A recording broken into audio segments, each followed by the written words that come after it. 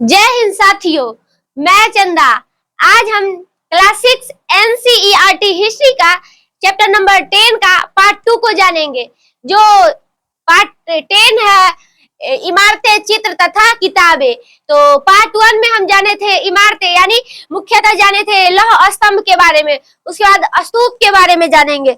स्तूप जो था गौतम बुद्ध के जो महाप्रयाण का है, यानी गौतम बुद्ध के जो अनुयायी थे इसके बारे में बताया गया था, जो बौद्ध धर्म से रिलेटेड था। उसके बाद स्तूप की बात करें तो जो महरौली का जो लौह स्तूप था इसके बारे में जाने थे, जिसमें हम जाने थे जो महरौली का जो लौह स्तंभ था वह वर्तमान में कुतुब मीनार के परिसर में स्थित है। उसके बाद जाने थे प्राचीन समय के मंदिरों के बारे में, विहार के बारे में। तो चलिए आज हम जानेंगे किताबें के बारे में, और किताबें में जानेंगे महाकाव्य और पुराण के बारे में। तो चलिए जानते हैं पुस्तक की दुनिया, यानी महाकाव्य और पुराण की ओर।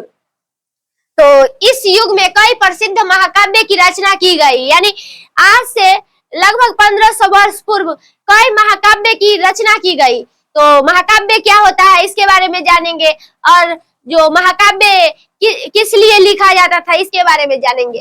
तो इन उत्कृष्ट रचनाओं में स्त्री पुरुष की वीर गाथा तथा देवताओं से जुड़ी कथाएं हैं, यानी जो महाकाव्य है वह आज से लगभग 1500 वर्ष पूर्व इसकी रचना हुई थी, और इसमें मुख्यतः स्त्री पुरुष और देवताओं के वीर गाथाओं के बारे में बताया गया है, लिखा गया है।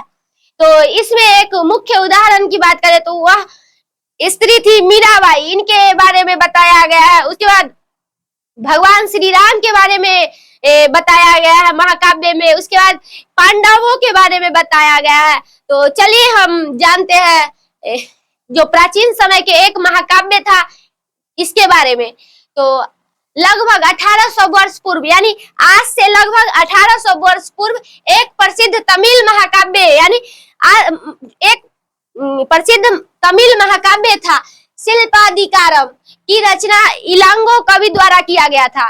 तो चलिए जानते हैं। और ये जो महाकाव्य था जो शिल्पाधिकारम, वह एक व्यापारी के जीवन के बारे में इस महाकाव्य में लिखा गया था। तो इसमें कोलवन के व्यापारी की कहानी जो पुहार में रहता था इसके बारे में बताया गया था, यानी एक कोवलन का व्यापारी था जो उस समय वर्तमान में पुहार में रहता था, इसके बारे में उस महाकाव्य में बताया गया था।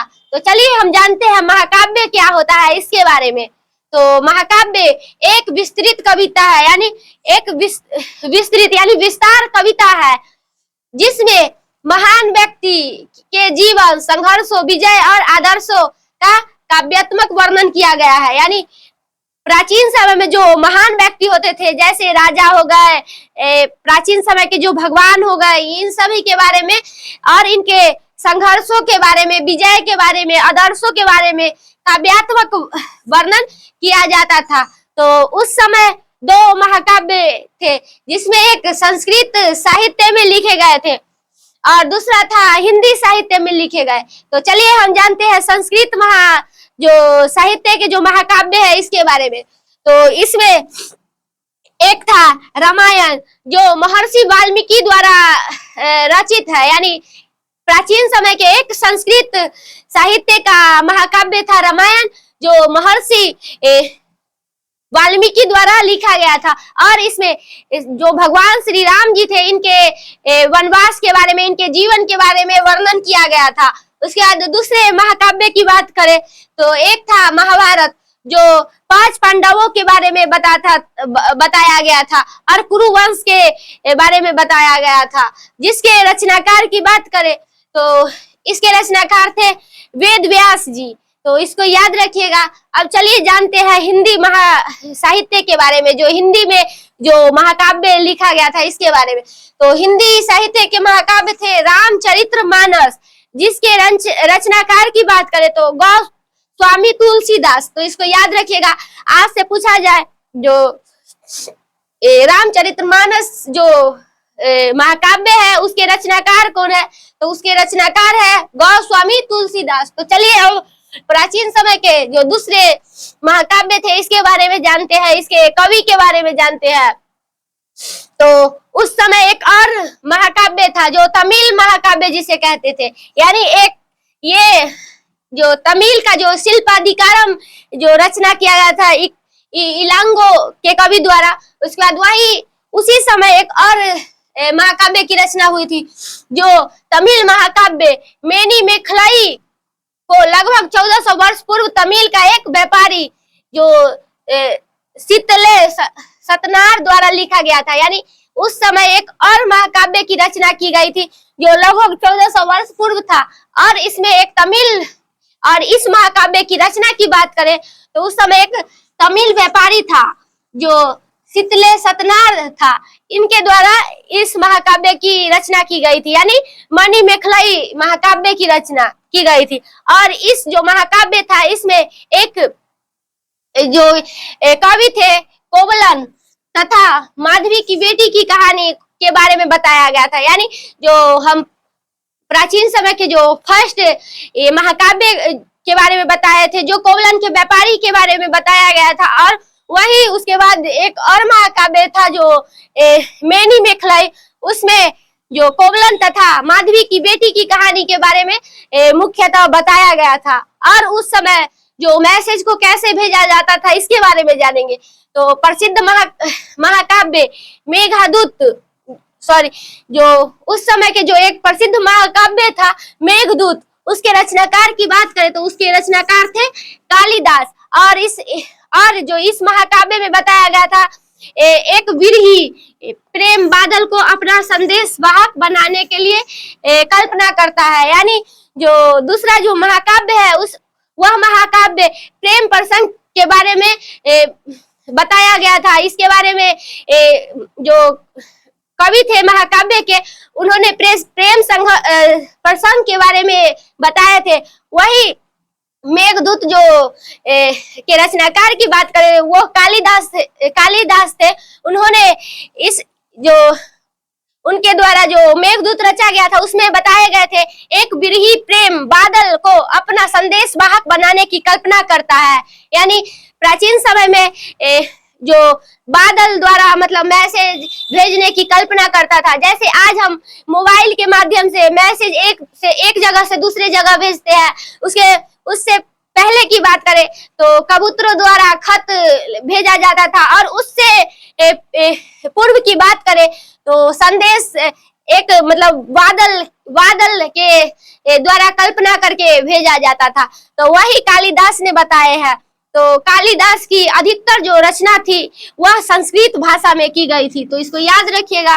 उसके बाद चलिए अब जानते हैं पुराण के बारे में। तो पुरानी कहानियों का संकलन तथा संरक्षण, तो ये जो टॉपिक है इसमें हम मुख्यतः पुराण के बारे में जानेंगे। तो हिंदू धर्म की जो कई कहानियां प्रचलित थी, यानी प्राचीन समय में जो हिंदू धर्म था उसका बहुत सारी कहानियां प्रचलित थी जिसमें पुराण भी शामिल था। यानी उस जो प्राचीन समय की जो कहानियां थी उसमें मुख्यतः पुराण भी शामिल थे। पुराण के बारे में चर्चा किया गया था। तो पुराण का चर्चा लगभग 1500 वर्ष पूर्व किया गया था, तो इसको याद रखिएगा। तो चलिए अब हम पुराण के बारे में जानते हैं। तो पुराण जो शब्द है उसका अर्थ होता है प्राचीन, यानी पुराना, यानी पुराने समय के बारे में बताना। और पुराण के संकलनकर्ता की बात करें या रचनाकार की बात करें तो महर्षि वेद व्यास जी है, तो इसको याद रखिएगा। उसके बाद चलिए आगे जानते हैं पुराण क्या है इसके बारे में। तो पुराण जो है प्राचीन भारत की धार्मिक और ऐतिहासिक ग्रंथ है। यानी पुराण जो है पहले समय की धार्मिक यानी धर्म से जुड़े और ऐतिहासिक ग्रंथ है जिसमें अधिकतर देवी देवताओं के बारे में चर्चा किया गया था। तो चलिए जानते हैं, जिसमें देवताओं, ऋषियों, राजाओं की उत्पत्ति, धर्म और नैतिक शिक्षा की कल्पना, जो नैतिक शिक्षा थी उसके कथाएं लिखी गई थी। यानी पुराण में जो लिखा गया था उसमें प्राचीन समय में धार्मिक और ऐतिहासिक देवी देवताओं की चर्चा के बारे में बताया गया था, ऋषियों के बारे में बताया गया था, राजाओं के बारे में बताया गया था, और भी विभिन्न पर लोगों के बारे में पुराण में बताया गया था। तो चलिए आगे जानते हैं पुराण का उद्देश्य क्या था। तो पुराण का उद्देश्य था लोगों को धर्म, संस्कृति और जीवन के आदर्शों की शिक्षा देना। यानी पुराण का मुख्य उद्देश्य था लोगों को धर्म और उसके बाद संस्कृति और जीवन के आदर्शों का मतलब शिक्षा देना पुराण का मुख्य उद्देश्य था। और पुराणों की संख्या की बात करें तो कुल पुराणों की संख्या थी 18। तो इसको याद रखिएगा, आपसे अगर पूछा जाए पुराणों की कुल संख्या कितनी है तो वह है 18। परंतु उस समय एक ही पुराण था जिसे मत्स्य पुराण कहते हैं। तो मत्स्य पुराण जो है उसमें लिखा गया था, पहले पुराण एक ही था, उसी से अन्य पुराण निकलते हैं। यानी प्राचीन समय में एक ही पुराण था जो था मत्स्य पुराण, और उसी से जो 17 पुराण है वह निकले हैं। यानी प्राचीन समय में जो धर्म का विकास अधिक होने लगा, यानी जैसे बौद्ध धर्म का, जैन धर्म का, तो विकास अधिक होने लगा, लोग उसके बारे में जानने लगे, बौद्ध धर्म के अनुयायी बनने लगे। तो प्राचीन समय के जो ब्राह्मण थे उनको लगा कि सनातन धर्म का महत्व कम होने लगा है। तब उन्होंने सोचा कि पुराण की रचना की जाए। तब उन्होंने पुराण की रचना किए और भिन्न भिन्न गांवों में भटकने लगे, यानी घूमने लगे तलाश में, और वहां के जो देवी देवता थे उनके जीवन के मतलब उनके कहानियों को पुराण में लिखने लगे। जिसमें कहे तो एक विष्णु पुराण लिखे, शिव पुराण लिखे, उसके बाद और भी अन्य, यानी गांव के जो स्थानीय देवी देवता थे उनके जीवन के बारे में उस समय के ब्राह्मण द्वारा पुराण में लिखे गए, ताकि पुराण का महत्व आगे बढ़े, उसका विकास हो, और जो प्राचीन समय के जो लोग थे वह पुराण के बारे में जाने। इसलिए तो यही था पुराण। तो चलिए अब हम इस चैप्टर के लास्ट टॉपिक के बारे में जानते हैं, जो है आयुर्वेद। यानी हम अब आयुर्वेद के बारे में जानेंगे। तो आयुर्वेद जो है चिकित्सा विज्ञान की एक विख्यात पद्धति है। यानी आपसे पूछा जाए आयुर्वेद क्या है, तो आयुर्वेद जो है वह चिकित्सा विज्ञान की एक विख्यात पद्धति है जो प्राचीन भारत में विकसित हुई है। यानी जो आयुर्वेद है वह प्राचीन समय में विकसित हुई है, प्राचीन भारत में विकसित हुई है, और यह चिकित्सा विज्ञान की एक विख्यात पद्धति है। तो उस समय भारत में आयुर्वेद के 2 चिकित्सक थे जिसके बारे में जानते हैं। तो उसमें एक चिकित्सक की बात करें तो महर्षि चरक थे, और दूसरे चिकित्सक थे सुश्रुत। तो इसको याद रखिएगा। तो इस चैप्टर को हम यहीं पर समाप्त करते हैं, फिर मिलेंगे अगले दिन अगले चैप्टर के साथ, और हाँ क्लास 7 के NCERT के साथ। धन्यवाद।